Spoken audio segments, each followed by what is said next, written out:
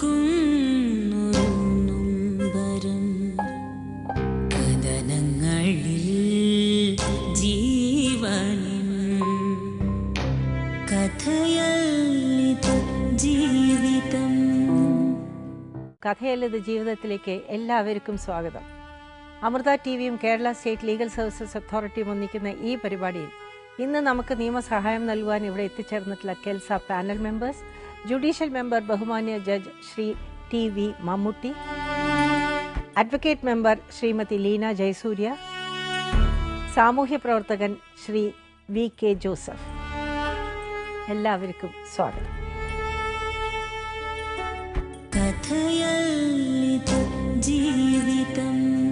ഏതായാലും വളരെ വളരെ വളരെ സന്തോഷമായിട്ടുള്ള ഒരു വാർത്തയായിട്ടാണ് നിങ്ങൾ വന്നത്. ഭയങ്കര സന്തോഷം.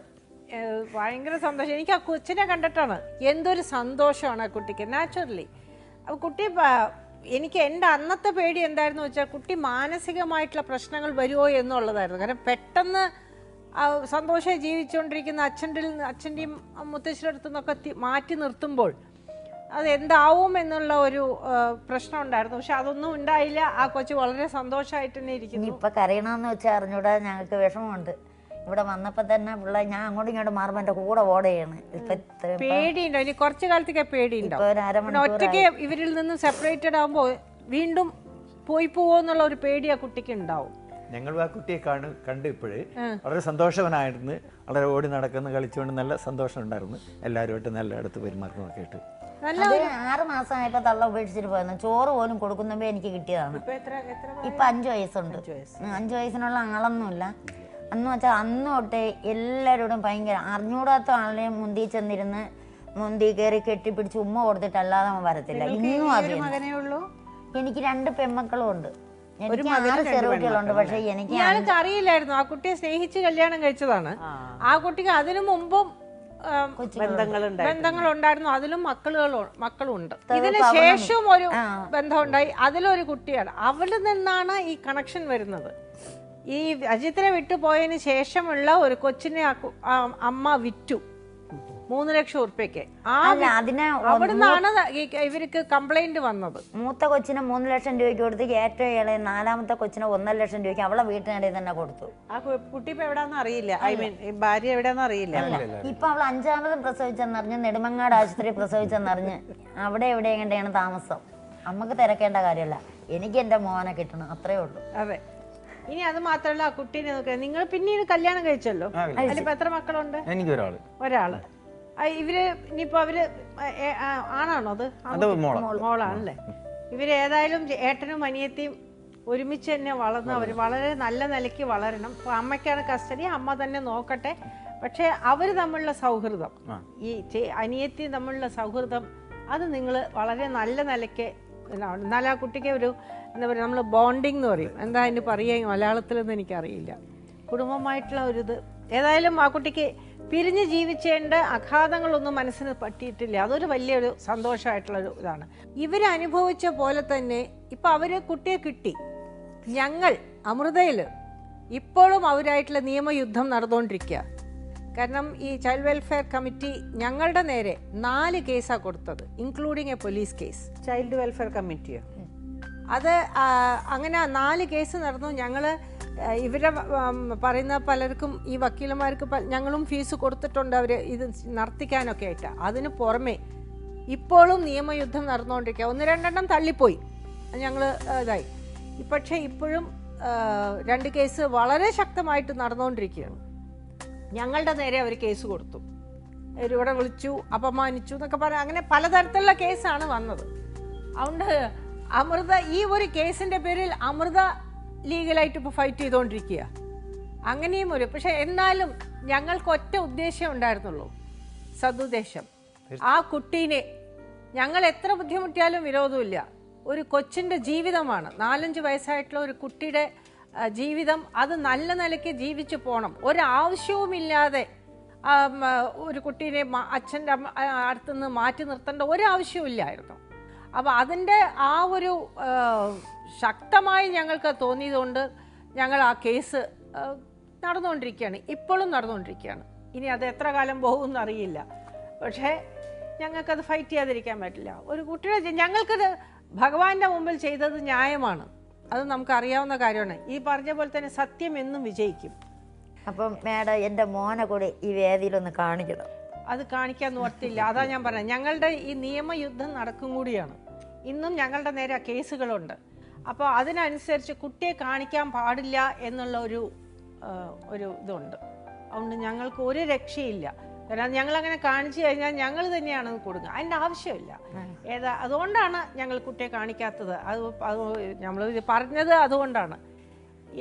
അവരുടെ കുട്ടിയുടെ പേര് ഞങ്ങൾ ഇപ്പോഴും ഞങ്ങൾ പറയാത്തത് അതുകൊണ്ടാണ്. ആ കുട്ടിയുടെ പേര് പറഞ്ഞതിൻ്റെ പേരിൽ പോലും അവർ ഞങ്ങളുടെ നേരെ കേസ് കൊടുത്തിട്ടുണ്ട്. പിന്നെ കണ്ടിരിക്കുന്ന പ്രേക്ഷകർ ഒരുപാട് പേര് ഞങ്ങൾക്ക് പലതരത്തിലും കത്തുകളും ഇമെയിലായിട്ടും പലതും അയച്ചിരുന്നു.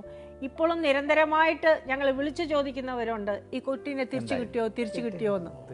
അപ്പോൾ അവരെല്ലാവരും, ഈ കണ്ടിരിക്കുന്ന എല്ലാവർക്കും മനസ്സിനൊരു ഭയങ്കര സന്തോഷം. വെച്ചാൽ സാധാരണഗതിയിൽ ഞാൻ ഈ പ്രോഗ്രാം കഴിഞ്ഞ് വീട്ടിലേക്ക് തിരിച്ചെത്തുമ്പോൾ പലരും എങ്ങനെയുണ്ടായിരുന്നു, കുഴപ്പമുണ്ടായിരുന്നില്ല. ഈ ടെലികാസ്റ്റ് ചെയ്ത് കഴിഞ്ഞപ്പോൾ എനിക്ക് അറിയാവുന്ന എല്ലാവരും എന്നെ വിളിച്ച് ചോദിച്ചു, ഇത് എന്താ വിധു ഇങ്ങനെയുണ്ടോ എന്നൊക്കെ ചോദിച്ചു.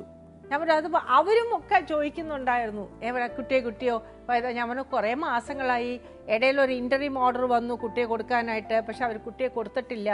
അതിന് വേറെ എന്തൊക്കെയോ നിയമപ്രശ്നങ്ങൾ പറഞ്ഞു, അതുകൊണ്ട് കുട്ടിയെ കൊടുത്തിട്ടില്ല. ഇനിയിപ്പോൾ ഫൈനൽ ഓർഡർ വരണം, അതിനുവേണ്ടി കാത്തിരിക്കുകയാണ് എന്ന് പറഞ്ഞു. അപ്പോൾ ഇപ്പോൾ അതൊരു വലിയൊരു സന്തോഷമാണ്. അന്ന് നമ്മളുടെ ഇതിൽ ചില ഗസ്റ്റുകൾ വന്നിരുന്ന ഒരു ഇതായിരുന്നു. ഇപ്പോൾ ഇവരുടെ കേസ് നടന്ന സമയത്ത് നമ്മളുടെ chief secretary mister CP Nair, മുൻ chief secretary mister CP Nair ഉണ്ടായിരുന്നു. അദ്ദേഹം അന്ന് പ്രായം കൂടെ ഉള്ളതല്ലേ, ഒരു മുത്തശ്ശനും മുതുമുത്തശ്ശനൊക്കെ അദ്ദേഹത്തിനെ കൊണ്ട് തിളയ്ക്കുന്നുണ്ടായിരുന്നു ഇത് കേട്ടിട്ട്. അപ്പോൾ അദ്ദേഹത്തിന് വളരെ ഇതായിട്ട് ശക്തമായിട്ട് അന്ന് പ്രതികരിച്ചതാണ്. അദ്ദേഹത്തിന് ഒന്നും കൂടെ നമ്മൾ വിവരം അറിയിക്കണ ഒരു ചുമതല ഉണ്ടല്ലോ, അദ്ദേഹത്തിനെ ഒന്ന് വിളിച്ചു നോക്കാം നമുക്ക്. ഹലോ, മിസ്റ്റർ നായർ സാറല്ലേ? അതെ, ഞാൻ അമൃത TV കഥയില്ലത് ജീവിതത്തിൽ നിന്നാണ് വിളിക്കുന്നത്, വിധുബാല. അന്ന് സാറ് വന്ന സമയത്ത് ഒരു കുട്ടിയുടെ ചൈൽഡ് വെൽഫെയർ കൗൺസിലുകാർ പിടിച്ചോണ്ട് പോയി കുഞ്ഞിന്റെ. അതെ, വളരെ ശുഭമായിട്ട് അവസാനിച്ചു. സജീവ് എന്നെ വിളിച്ചു പറഞ്ഞു. അതെ, വളരെ സന്തോഷമുണ്ട്. കാരണം അമ്മയുടെ കരഞ്ഞു തുടുത്ത മുഖം മനസ്സിൽ നിന്ന് പോകുന്നില്ല. അത് മാത്രമല്ല അതിൽ എല്ലാവരും അഭിനന്ദനം അർഹിക്കുന്നുണ്ട്. ശ്രീമതി വിധുബാല മുഴുവൻ ടേം, പിന്നെ Subi sir producer, whole team. എനിക്ക് വലിയ ബഹുമാനവും സ്നേഹവും തോന്നും. അവർ വലിയ ഒരു കാര്യമാണ് ചെയ്തത്. അതിന് അഡ്വക്കേറ്റ് സുരേഷു അത് അന്നുണ്ടായിരുന്ന അദ്ദേഹമാണ് ആ കുട്ടീനെ ഇവിടെ കൊണ്ടുവന്നിട്ടുണ്ട് സാർ. ഞങ്ങളെല്ലാരും ആ കൊച്ചിനെ കാണാനിടയായി. വളരെ സന്തോഷവാനായിട്ട് ഇവരുടെ ഇടയിൽ ഞങ്ങളുടെ കൂടെയൊക്കെ കളിച്ച് വളരെ സന്തോഷവാനായിരിക്കുന്നു. പക്ഷെ ഇനിയെങ്കിലും ശ്രദ്ധിച്ച് ഒരു പരാതിയും ഈ മാതിരി ഉണ്ടാകാത്ത രീതിയിൽ ആ കുഞ്ഞിനെ വളർത്തണം. ഇത് പ്രത്യേകം പറയണം. അവർ വലിയ സാമ്പത്തിക ശേഷിയൊന്നുള്ള ആളുകളല്ല. പക്ഷെ വളരെ അവർക്ക് പറ്റാവുന്ന അത്രയും നല്ല നിലയ്ക്ക് തന്നെയാണ് അവർ കുട്ടിയെ വളർത്തുക. പറഞ്ഞു ഞങ്ങൾ ഒരിക്കലും അവനെ പട്ടിണിയിടുവോ അവൻ എന്തെങ്കിലും നിഷേധിക്കുകയോ ചെയ്തിട്ടില്ല എന്നാണ്. പക്ഷെ അന്ന് ഇവര് ഒരുപാട് പിന്നെ യാന്ത്രികമായിട്ട് സർക്കാരിന്റെ ആ ഫോഴ്സ് മുഴുവൻ ഉപയോഗിച്ച് പരമായിട്ട് എടുത്തുകൊണ്ട് പോയി. പിന്നെ അതേ കഷ്ടമല്ല, അമ്മ ചെന്നിട്ട് കുഞ്ഞിനെ ഒന്നും കാണാൻ സമ്മതിച്ചിട്ടില്ല. പിന്നീട് കോർട്ട് ഓർഡറോട് കൂടി പോയിട്ട് പോലും കുട്ടിയെ കാണാൻ സമ്മതിച്ചില്ല അവര്. അതെ, നടപടിയായി പോയി. അതൊരു ഈ പിന്നെ ദുരന്തം നാടകം ഭയം അതൊരു വളരെ നല്ല രീതിയിൽ അവസാനിച്ചതില് വളരെ സന്തോഷമുണ്ട്. എല്ലാവരെയും ശ്രീമതി വിധുബാല മുതൽ താഴോട്ട് എല്ലാവരെയും എന്റെ അഭിനന്ദനം അറിയിക്കുകയും വേണം. എനിക്ക് വ്യക്തിപരമായിട്ട് വലിയ ചാരിതാർത്ഥ്യം തോന്നുന്നുണ്ട്. ഒരു വലിയൊരു നല്ല കാര്യമാണ് ചെയ്യുന്നത് കേട്ടോ. Okay, thank you sir, thank you very much. അതാണ് അന്ന് ഇവിടെ ഉണ്ടായിരുന്ന എല്ലാവരും ആ കേസ് മറന്നിട്ടില്ല. ഞാൻ ഇതായിട്ട് പറയല്ല, എനിക്ക് ഇത്രയും ഈ 7 കൊല്ലത്തിൻ്റെ ഇടയിൽ ഇത്രയും കേസുകൾ 100-400 കേസുകൾ ഉണ്ടായിട്ടും പലരും കണ്ടുപിടിച്ചിട്ടുണ്ട്, പലതും ഇതുപോലെ നിയമത്തിൽ തിരിച്ച്. പക്ഷെ ഇതുപോലെ ഒരു സന്തോഷം തോന്നിയിട്ടുള്ള നിമിഷമില്ല. കാരണം കൊച്ചു കുട്ടിയാണത്. അതായിരുന്നു അതിൻ്റെ ഒരു വല്ലാത്തൊരു ഫീലിംഗ് ആയിരുന്നു. ഇടയ്ക്ക് ചോദിക്കും ഞാൻ, സുപ്പ എന്തായി ആ കേസ്? സുപ്പ പ്രൊഡ്യൂസർ ഇതിൻ്റെ മിസ്റ്റർ സുപ്പ വളരെ കറക്റ്റായിട്ട് എനിക്ക് ഇൻഫർമേഷൻസ് തന്നുകൊണ്ടിരുന്നു, കിട്ടുന്നത് മുഴുവനും. ഏതായാലും വളരെ സന്തോഷം തോന്നുന്നു. നിങ്ങൾ നല്ല നിലയ്ക്ക് ആ കുട്ടി വളരണം. ഇതിൻ്റെ എന്ന് വെച്ചാൽ ആഘാതങ്ങളൊന്നും മനസ്സിലേക്ക് ഇതുവരെ ഒന്നും തട്ടിയിട്ടില്ല. പക്ഷേ ഈ പറഞ്ഞ പോലെ മുത്തശ്ശനുള്ള ഒരു തെറ്റിദ്ധാരണയുണ്ട്. അതറിയാവുന്ന പ്രായമാവുമ്പോൾ പറഞ്ഞ് മനസ്സിലാക്കി കൊടുത്ത് അതും ശരിയാക്കി എടുക്കണം. കാരണം എന്തൊക്കെ പറഞ്ഞാലും ആ മുത്തശ്ശൻ കുറേ നോക്കിയതാണ് കൊച്ചിനെ. അപ്പോൾ അത് പറഞ്ഞ് മനസ്സിലാക്കി പതുക്കെ പതുക്കെ പറയണം, അങ്ങനെ അല്ല, എന്താ ഉണ്ടായെന്നുള്ളത് മനസ്സിലാക്കി എടുക്കണം. അത് കുട്ടിയല്ലേ, പെട്ടെന്ന് അതൊക്കെ മാറും. പിന്നെ അവന്റെ കളിയും ചിരിയും അന്നത്തെ രംഗമൊക്കെ ഓർമ്മിക്കുമ്പോ സമനില തെറ്റി. ഏതായാലും ഇനി എല്ലാം നല്ലതായിട്ട് തന്നെ വരട്ടെ. കുട്ടി നല്ല നിലയ്ക്ക് പഠിച്ച് കുട്ടിയെ നന്നായി പഠിപ്പിക്കണം. നന്നായിട്ട് മേഡം ഇംഗ്ലീഷ് മീഡിയത്തിൽ ചേർക്കാൻ പറ്റൂല. ഇനി ഒന്നാം ക്ലാസ്സിൽ ചേർക്കാന്നുള്ളൊരിതാണ്. എന്താ ഇംഗ്ലീഷ് മീഡിയത്തിൽ പറ്റില്ല? അഡ്മിഷൻ പോയി ഇനിയിപ്പൊ ഞാൻ വിചാരിക്കുന്ന സ്കൂളിൽ ഒന്നാം ക്ലാസ് തൊട്ട് ചേർക്കാം. പക്ഷേ നിങ്ങൾ തീർച്ചയായിട്ടും ആ സ്കൂളിൽ അഡ്മിഷൻ കിട്ടിയ സ്കൂളില്ലേ, ആ അഡ്മിഷൻ കിട്ടിയ സ്കൂളിൽ പോയി കുട്ടിയും കൊണ്ടുപോയി ഈ സംഭവം മുഴുവനും പറഞ്ഞാൽ ഉറപ്പാണ് അവർ തരും അഡ്മിഷൻ. യാതൊരു സംശയവും എനിക്കില്ല. ഏതാ സ്കൂളെന്ന് എനിക്കറിയില്ല, പക്ഷേ ഏത് സ്കൂളായാലും ശരി, ഈ കുട്ടി ഇങ്ങനെയാണ് സംഭവിച്ചത് ആ കുട്ടിയുടെ ജീവിതത്തിൽ എന്ന് പറയുമ്പോൾ തീർച്ചയായിട്ടും സ്കൂൾ അധികൃതർ നിങ്ങൾക്ക് വേണ്ട എല്ലാ സഹായവും തരും എന്നുള്ളതിൽ യാതൊരു സംശയവുമില്ല. ഒരു മാനുഷിക പരിഗണന തീർച്ചയായിട്ടും പല സ്കൂൾസും ഇതിനൊക്കെ വേണ്ടി പല ചാരിറ്റി അതൊക്കെ ഉണ്ട്. അവരൊക്കെ സഹായിക്കാതിരിക്കില്ല. വെച്ചാൽ ഇതൊരു സ്പെഷ്യൽ കേസായിട്ട് തന്നെ അവരെടുക്കാൻ സാധ്യതയുണ്ട്. ഏതായാലും കുട്ടിയെ നല്ല നിലയ്ക്ക് നോക്കുക.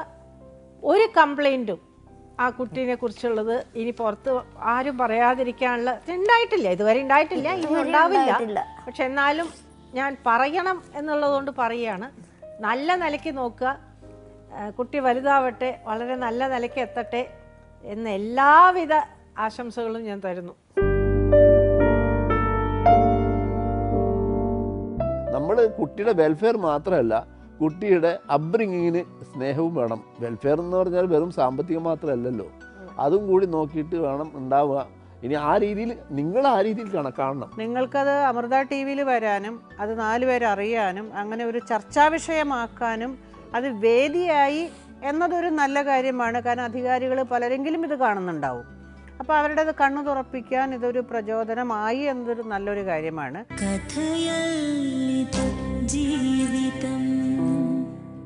ആസ് എ ജുഡീഷ്യൽ മെമ്പർ ഇനി ശ്രദ്ധിക്കേണ്ടത് അത് മറ്റത് കഴിഞ്ഞു. പാസ്റ്റ് ഈസ് പാസ്റ്റ്, അങ്ങനെയാ പറയാം. മേലാൽ കുട്ടീനെ നല്ല നിലക്ക് നോക്കുക. കുട്ടിയുടെ വെൽഫെയർ, നമ്മുടെ ഈ ജുഡീഷ്യൽ ഓഫീസേഴ്സ് ചിലർക്കൊക്കെ അബദ്ധം പറ്റുന്നത് വെറും വെൽഫെയർ മാത്രമേ നോക്കുന്നുണ്ടാവുള്ളൂ. കുട്ടിയുടെ വെൽഫെയർ മാത്രം. കുട്ടിയുടെ ഇപ്പുറം അമ്മ അച്ഛൻ അല്ലെങ്കിൽ അങ്ങനെയുള്ള ആളുകൾ ഉണ്ടാവും, കുറേ കൂടുതൽ സ്നേഹം കൊടുക്കുന്നവരായിരിക്കും. ഇൻ ബിറ്റ്വീൻ അവർ തമ്മിലുണ്ടാകുമ്പോൾ പോലും നമ്മൾ ശ്രദ്ധിക്കുക കുട്ടിയുടെ ഭാവി എങ്ങനെയാവും എന്നുള്ളതാണ്. എനിക്കൊരു അതിനോട് ചില്ലറ ഭേദഗതിയുണ്ട്. അത് തെറ്റായിരിക്കാം പറയുന്നത്, പക്ഷെ കുട്ടീനെ കൂടുതൽ സ്നേഹിച്ച് ലാളിച്ച് വളർത്തുന്ന ഒരു അച്ഛൻ സ്വല്പം സാമ്പത്തികമായിട്ട് ആ സമയത്ത് മോശമാണെങ്കിലും പിന്നീട് മാറിക്കൂടായിക്കില്ലല്ലോ, സാമ്പത്തിക സിറ്റുവേഷൻ മാറും. പക്ഷേ അന്ന് അപ്പോഴും നമ്മൾ നോക്കുക, ഇപ്പോഴും അമ്മ ഇപ്പുറത്തും അച്ഛൻ ഇപ്പുറത്തും ആണെങ്കിൽ കൂട്ടാം. അമ്മ കുറച്ച് സാമ്പത്തികമായിട്ട് ഹയർ ലെവലിൽ നിൽക്കുന്നുണ്ടാവായിരിക്കും, അച്ഛൻ കുറച്ച് മോശമായിരിക്കും. പക്ഷേ അച്ഛൻ്റെ ആ സ്നേഹം ആരാണ് കൂടുതൽ കൊടുക്കുന്നത്, അതാണ് നമ്മൾ വെയ് ചെയ്യേണ്ടത്.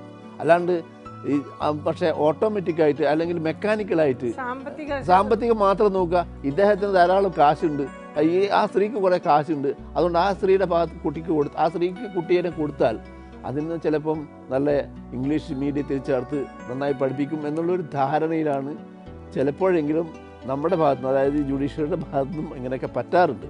അപ്പം ഞാൻ പറയുന്നത് നമ്മൾ കുട്ടിയുടെ വെൽഫെയർ മാത്രമല്ല, കുട്ടിയുടെ അപ്ബ്രിങ്ങിങ്ങിന് സ്നേഹവും വേണം. വെൽഫെയർ എന്ന് പറഞ്ഞാൽ വെറും സാമ്പത്തികം മാത്രമല്ലല്ലോ, അതും കൂടി നോക്കിയിട്ട് വേണം ഉണ്ടാവുക. ഇനി ആ രീതിയിൽ നിങ്ങൾ ആ രീതിയിൽ കാണണം, കുട്ടീനെ നല്ല നിലക്ക് കൊണ്ടുപോവുക. പിന്നെ ഇപ്പോൾ രണ്ടാമത് വൈഫുണ്ട്, അതിൽ കൊച്ചുണ്ട്. അപ്പം ഇതിനെയൊക്കെ ഒരേ രീതിയിൽ നോക്കിക്കാണുന്ന രീതിയിൽ ആ അമ്മയോടാണ് പറയേണ്ടത്. രണ്ടാനമ്മ എന്നുള്ള രീതിയിലാവരുത്, അമ്മ എന്നുള്ള നിലക്ക് തന്നെ കൊണ്ടുപോകണം. ആസ് എൻ അഡ്വക്കേറ്റ് മെമ്പർ പ്രത്യേകിച്ച് പറയാൻ എല്ലാ കാര്യങ്ങളും നമ്മൾ ഡിസ്കസ് ചെയ്ത് കഴിഞ്ഞു. എന്നാലും പറയുകയാണ്, ഇപ്പോൾ ഗവൺമെൻറ് കുട്ടികളുടെ വെൽഫെയറിനോ അല്ലെങ്കിൽ വനിതകളുടെ വെൽഫെയറിനോ ഒക്കെ ഉദ്ദേശിച്ചിട്ടാണ് ഇങ്ങനെ ഒരുപാട് സംഘടനയല്ല ഓരോ ഇൻസ്റ്റിറ്റ്യൂഷൻസ് ഉണ്ടാക്കുന്നത്. പക്ഷെ ഉണ്ടാക്കിയാൽ മാത്രം പോരാ, അതിൻ്റെ പ്രവർത്തനങ്ങൾ വേണ്ട രീതിയിൽ നടക്കുന്നുണ്ടോ, അത് പ്രവർത്തിക്കാൻ അർഹതപ്പെട്ടവരാണോ അവിടെ അധികാരികളായിട്ട് ഇരിക്കുന്നത് എന്നുകൂടി നോക്കാനുള്ളൊരു ബാധ്യത കൂടി സർക്കാരിനുണ്ട്. അപ്പോൾ ഇത്തരം സംഭവങ്ങളായിരിക്കും ചിലപ്പോൾ ഒരുപക്ഷെ കണ്ണു തുറപ്പിക്കുന്നത്.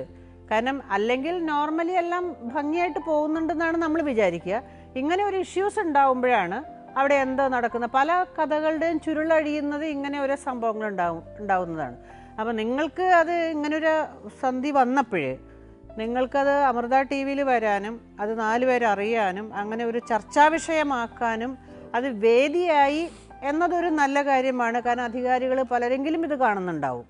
അപ്പോൾ അവരുടെ അത് കണ്ണു തുറപ്പിക്കാൻ ഇതൊരു പ്രചോദനമായി എന്നതൊരു നല്ലൊരു കാര്യമാണ്.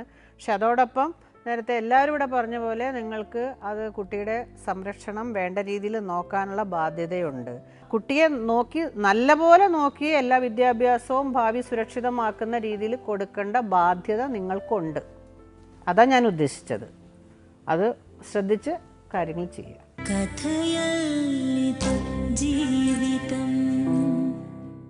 ആസ് എ സോഷ്യൽ വർക്കർ, ഒരു കുട്ടിക്ക് എന്തെല്ലാം ഭൗതിക സൗകര്യങ്ങൾ കൊടുത്താലും ആ കുട്ടിയുടെ മാനസികവും ആധ്യാത്മികവും വളർച്ചയ്ക്ക് ഏറ്റവും നല്ലത് കുട്ടിയുടെ അച്ഛനും അമ്മയാണെന്നുള്ള ബോധ്യം ഹൈക്കോടതി അത് മനസ്സിലാക്കുകയും ആ ഹൈക്കോടതി വിധി നമ്മളെല്ലാം വളരെ സന്തോഷിക്കുകയും ചെയ്യുന്നു. അതായത് മാനുഷിക ബന്ധങ്ങൾ, കുടുംബ ബന്ധങ്ങളെ മാനിച്ച് എന്ന് കണക്കാക്കുമ്പോൾ തീർച്ചയായിട്ടും നമുക്ക് നമ്മുടെ നീതിന്യായ വ്യവസ്ഥയെ പറ്റി കുറച്ചുകൂടി ഒരു സന്തോഷവും ഉറപ്പും തോന്നുന്നു. പിന്നെ മറ്റൊന്ന് പറയുകയാണെങ്കിൽ തന്നെ ഈ അമ്മ പറയുകയുണ്ടായി, ഇത്രയും കാലം മരണവീടായിരുന്നത് ഓണവീടായിരുന്നു. ഒന്നാലോചിച്ച് നോക്ക്, ആ കുട്ടിയെ കിട്ടിയപ്പോഴുള്ള അവരുടെ സന്തോഷം അത് തീർച്ചയായിട്ടും ഞങ്ങളെല്ലാവരും അത് കണ്ടതാണ്. ഈ കുട്ടിയെ നല്ല രീതിയിൽ നിങ്ങൾ പറഞ്ഞോണം, ജഡ്ജി സത്യവും അഡ്വക്കേറ്റുമാരും എല്ലാവരും ഇവിടെ പറഞ്ഞ പോലെ കുട്ടിയെ നല്ലതായിട്ട് ഭാവിയുടെ വാഗ്ദാനമായി വളർത്തുക. എല്ലാ വിജയങ്ങളും നേർന്നു. അതിന് ഞങ്ങളുടെ എല്ലാവരും പ്രേക്ഷകർക്കും തീർച്ചയായിട്ടും ഇതാണ്. തീർച്ചയായിട്ടും അവർക്കും ഇതിന് കുറേ കാര്യങ്ങൾ അവർക്ക് മനസ്സിലാക്കിയിട്ടുണ്ടെന്നാണ് എനിക്ക് തോന്നുന്നത്. അപ്പോൾ പ്രേക്ഷകരുടെ എല്ലാവരുടെയും പ്രാർത്ഥനകളും അഭിനന്ദനങ്ങളും. സത്യത്തിൽ ഈ പ്രോഗ്രാം ചെയ്യാൻ തുടങ്ങിയതിന് ശേഷം എനിക്ക് അഭിമാനം തോന്നുന്ന ഒരു നിമിഷം കൂടിയാണിത്. അമൃത ടി വിയുടെ തൊപ്പിയിൽ ഒരു തൂവലും കൂടി എന്ന് ഞാൻ പറയൂ. കാരണം നമ്മൾ നല്ല ഉദ്ദേശത്തോടു കൂടിയാണ് ഈ പ്രോഗ്രാം തുടങ്ങിയത്.